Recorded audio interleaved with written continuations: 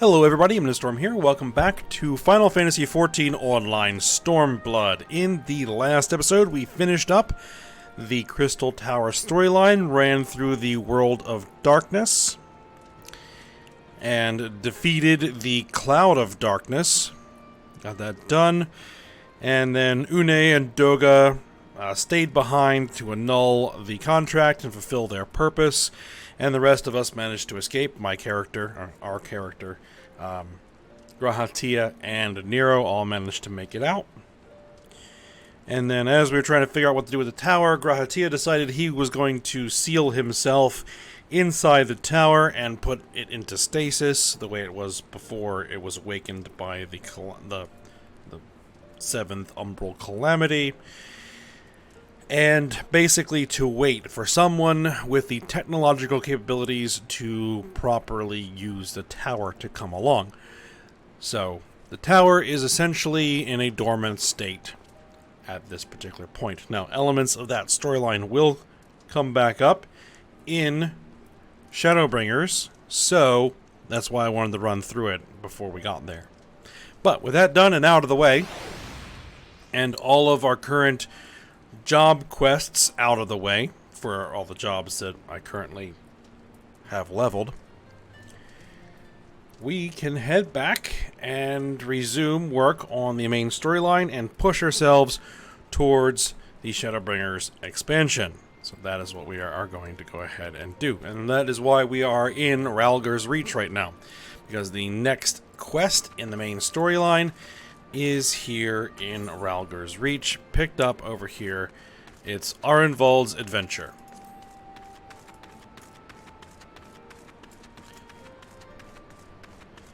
So we'll go ahead and talk to, I guess we'll be talking to Arenvald and see what he wants to do. No, it's actually going to be Lise. Alright then, let's have a chat with Lise. We gain the box emote. Okay. Lise seems troubled. Let's see what has Lise troubled. Come to see how we're getting on? We've made good progress since we took back Alamigo, but there's one big issue we still have to address. Leadership. The Domans had Lord Hien ready and willing to take the throne, but we've got no one like that here. Theodoric was our last ruler, and he wasn't called the Mad King for nothing. Suffice it to say, our people have had their fill of kings, which means we need to find a new way forward. If only it were that easy. Everyone and his uncle has an opinion.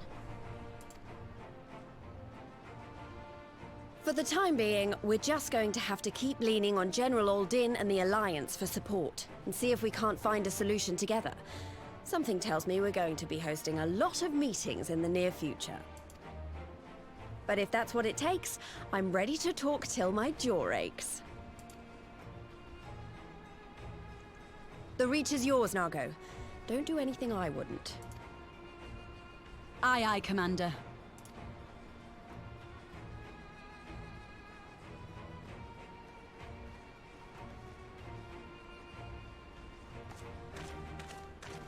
Ah, there you are. I've been searching all over for you. Now, don't worry, it's nothing bad. That said, this might not be the best place to talk. Will you join me?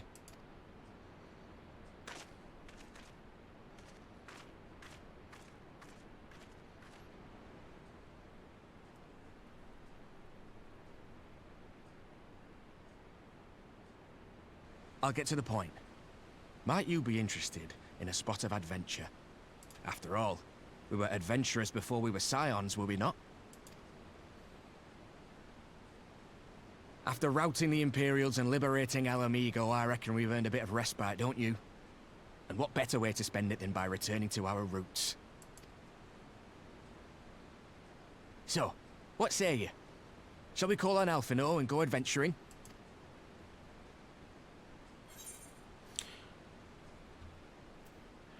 Twist my arm, why don't you?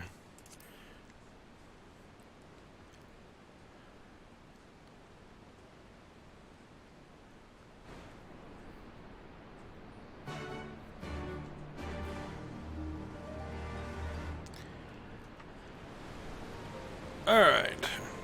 Guess we're gonna go off and do a bit of adventuring just for the fun of it. Alright. While Lise goes off and figures out how to build a new government from scratch. That's gonna be fun for her. Alright. Right then, let's go and find Master Leveilleur.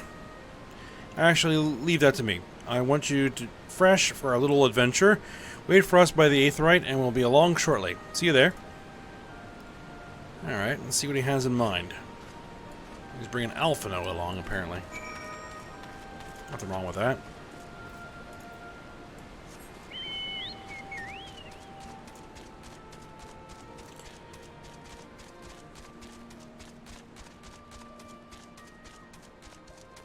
So over by the Aetheryte. There's our destination there.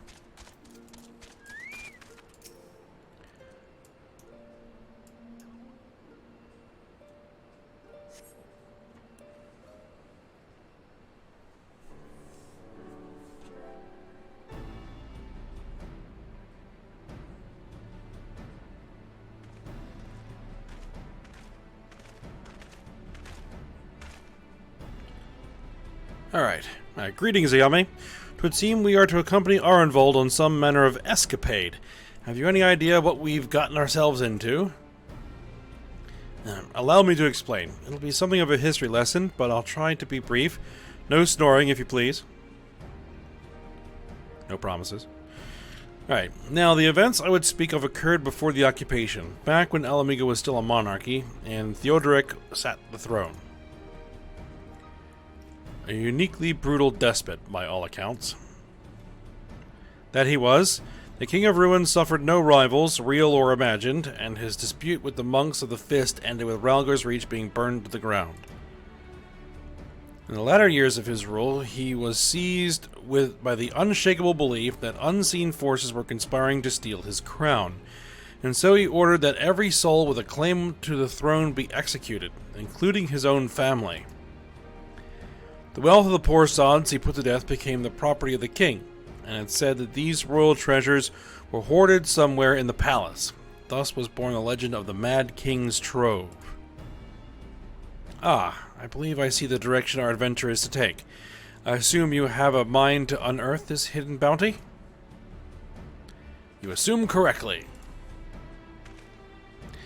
And would I also be correct in assuming that this legend is widely known? Others must surely have gone in search of your prize, tempting as it seems. Well, of course, we won't be the first to make the attempt. Following Alamigo's liberation, more than a few eager soldiers turned the palace upside down in the hopes of claiming an easy fortune. But even after scouring every room from dawn till dusk, they uncovered not a single coin. Their gold lust drained away as quickly as it had come, and the legend of the Mad King's Trove remains simply that, a legend.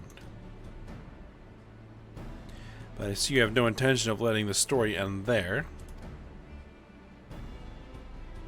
What self-respecting adventurer would? Imagine, the three of us, delving into a decades-old mystery? Tell me the thought doesn't set your heart to racing.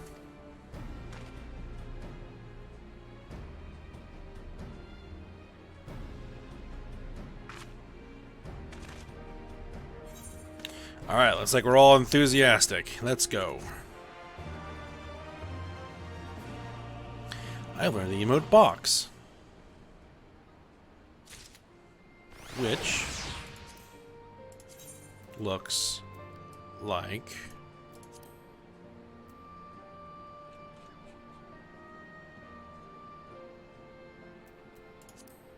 this. Okay. So just basically just shadow boxing. Alright. Well. Let's go ahead and talk to Alphino.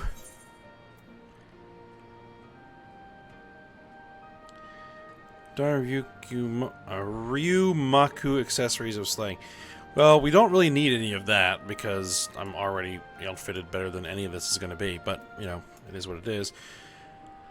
Alright, you can almost see the wheels turning in Alphino's head. Alright. The news of Doma and Alamigo's liberation has kindled the flames of revolution in every corner of the Empire. I hear the imperial province of Dalmasca has already risen up in rebellion. Which means the Garleans must surely have their hands full. What better time than now to indulge in such a diversion? Tell us, our involved, have we any clues as to where we might begin our search? Well, judging by how other treasure hunters fared, nosing about the palace isn't like to get us anywhere. So, we'll probably need to, ask around. Would that be another way of saying no? Well, yes. I see. In that case, I shall pay a visit to the Allied archivists and request access to the records seized from the Imperials. The Garleans are meticulous about such things. If they uncover the trove during their occupation, the event is certain to have been recorded. In the meantime, the two of you can track down those who worked as palace servants and officials in Theodoric's day. Given that they would have been at least 20 at the time, you'll be looking for people who have seen 40 summers or more. Anything they can tell you about the king and his bloody deeds may prove useful, so be sure to listen well. Our involved, pray try your luck in the fringes and the peaks, whilst Ayame makes the rounds in the Alamigan quarter. Ha! And there I was thinking I was the party leader. Not that I mind, of course. Let's be about it, eh? We can meet afterwards at Gilbard's Gate.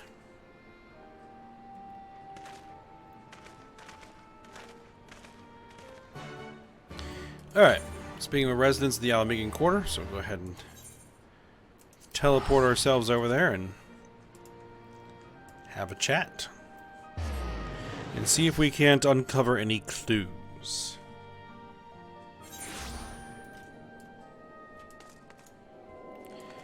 Middle-aged Highlander. So there's our first mark. Alright, in the palace. No, not me, lass. Surely you've heard stories of the Mad King. He used to hold public executions up in the divine audience. Anyone, and I mean anyone, suspected of conspiring against the crown was flung from the top of those steps. Suffice it to say that I stayed as far away from the palace as possible.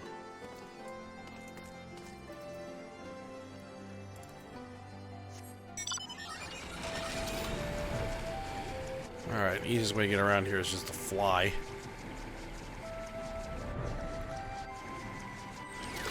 There is a mature maid. You want to hear an old maid's stories, do you? Aye, well, most of what I know of the Mad King is common knowledge. We'd only see his royal majesty when he deigned to attend the executions he'd ordered, and after a while, even watching his enemies die wasn't enough to coax him out of hiding. They say he started seeing assassins in every shadow and wouldn't set foot outside the palace walls. I was offered work there as a royal servant once, but the mere thought of it left me in a cold sweat. Okay, so not her.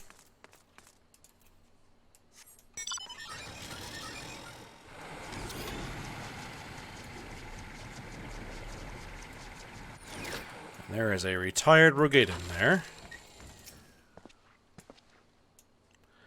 I served at the pleasure of King Theodoric, and lived to tell the tale.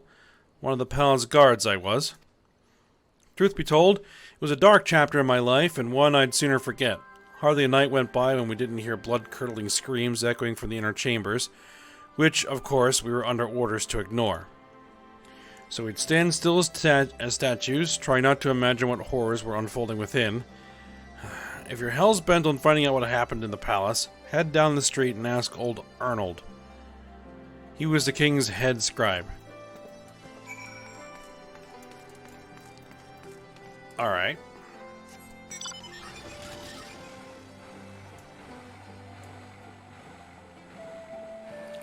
There's Arnold.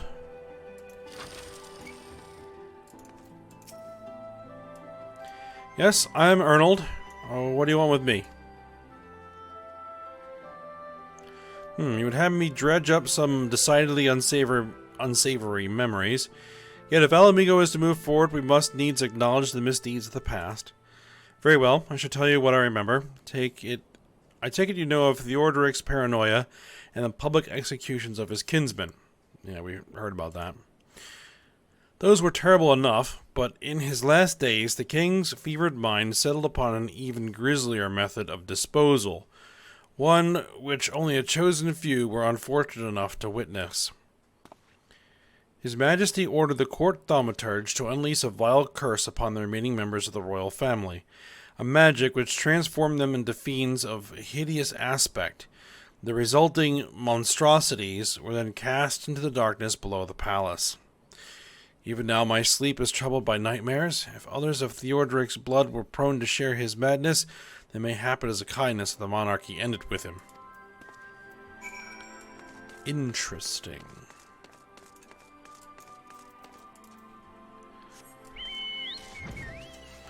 That sounds like it's going to be a dungeon. Something below the palace filled with hideous monsters.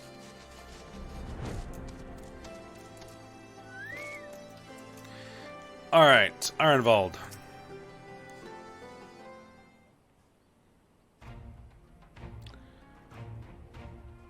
Since we're all here, why don't we share what we've learned? Allow me to begin then. As promised, I scoured the Imperial records for any mention of fantastic treasures, and found precisely none. It is just possible, I suppose, that a corrupt official deliberately hid the fact of the trove's discovery, hoping to enrich himself, but I find it rather unlikely that so valuable a find would stay secret for long. I conclude that our prize either does not exist, or that the Imperials somehow overlooked it. What of you, Ayame? Were your investigations any more fruitful?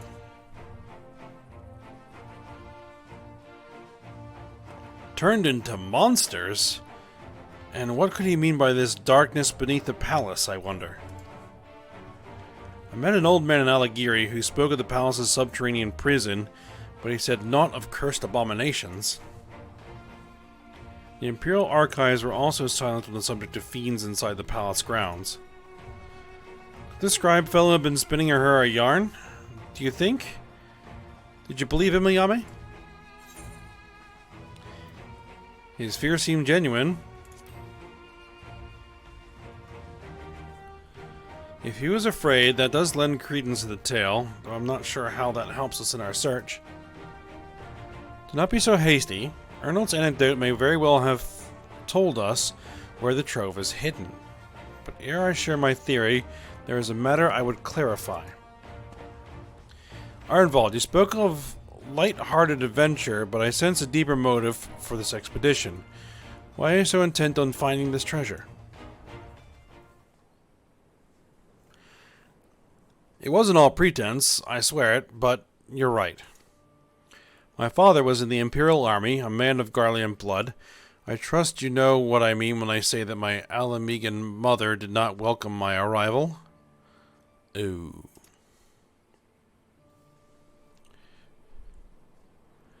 As I grew, she would check my brow over and over, convinced that a spot on my skin was an emerging third eye, like the kind you see in pure-blooded Garleans. My mother did not care for this taunting reminder of my heritage, and took up a knife. War paint serves to cover the scar.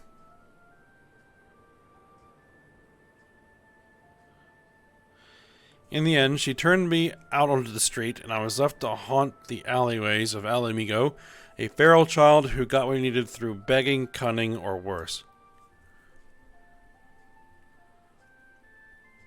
The best I can say about the years that followed is that I survived. But I hated the animal I'd become. Eventually, I left the city behind me and joined a group of refugees bound for the other side of the wall.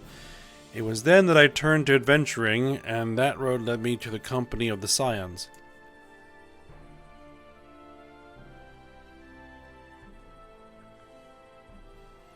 I tell you this so that you understand.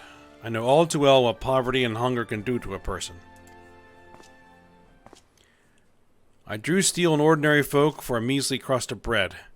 With Theodoric's gold, I could spare my countrymen the shame of living like that.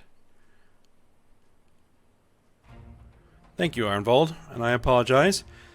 That cannot have been pleasant to recall, but I felt it best to be clear in our intentions. Well, Ayame, are you content to surrender the treasure to Arnvald's noble cause and claim the thrill of adventure as your reward? Sure. And I should be glad to tell you my theory on the resting place of the Mad King's Trove, if you are minded to hear it. Sure. Bending, slaying, aiming. You know what? I'm going to take the aiming coffer.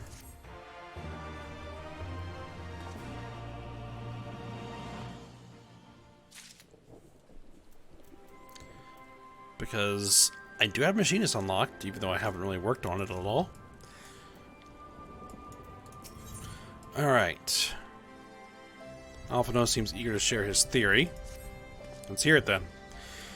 Actually, it may happen to be better if we first adjourn to a more suitable location. In case a rival treasure hunter overhears our plans, you mean? Good thinking. That was not exactly the reason, but 'tis certainly a valid concern. Let us reconvene on the southern edge of Loch Seld.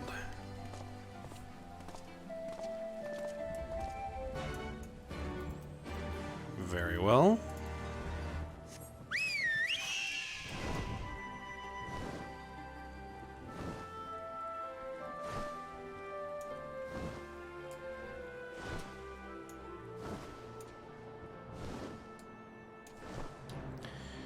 Where exactly are we headed? Okay, right there.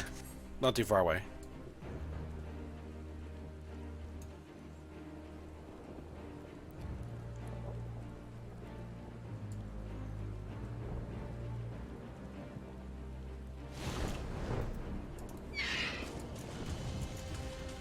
Alright. So what's his theory? Forgive me. It was not my intention to draw out proceedings. I simply wished to have the lock in sight while I explained things. Prior to the great flood of the 6th Umbral Calamity, the salt lakes you see before you were yet dry ravines. And this, believe it or not, was the site of the ancient city of Scala, which rose and fell during the 5th Astral Era. From what we know of the period, the city was already deserted by the time the waters began to rise, having been all but destroyed by war, yet its ruins remain to this day at the bottom of Loch Seld. It is my belief that the darkness beneath the palace mentioned by Theodoric's former scribe was not a reference to the prison, but to a place still further below, the ruins of Scala. I further surmise the Mad King's unfortunate kinsmen were cast down there not simply out of a desire to punish them, but to discourage exploration. Theodoric wanted to keep the ruins secure. Wait, you're saying they were meant to guard the Mad King's trove? Precisely. And since we know the court thaumaturge was involved, we can safely assume that any entrance into the old city will have been magically concealed. Which would explain how a legion of Imperial soldiers and the gods know how many Alamegans never found a trace of the trove. We, however, have certain advantages which they did not enjoy. Ayame, would you be so good as to swim down to the bottom of the loch and search for an underwater route to the ruins? While you do that, Arnvold and I will seek out an ensorcelled portal within the palace.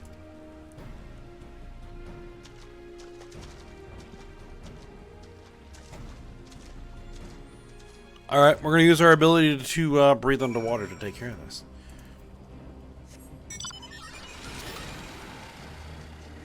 Alright, let's head into the lock.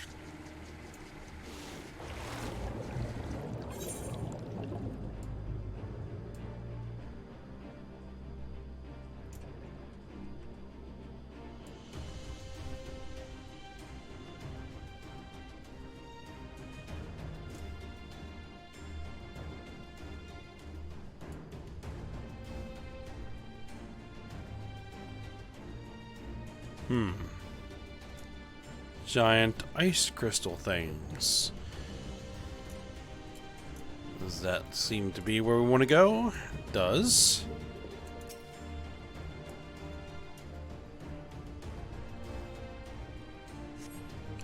Alright, you discover a passage that appears to lead under the palace foundations. Press on and find out where it goes. Very well.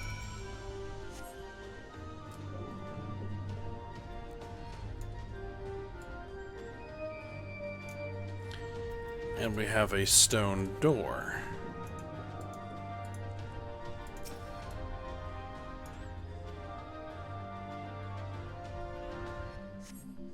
Right, you came to a worn stone door standing temporarily ajar. It would appear you have found an entrance into the subterranean ruins.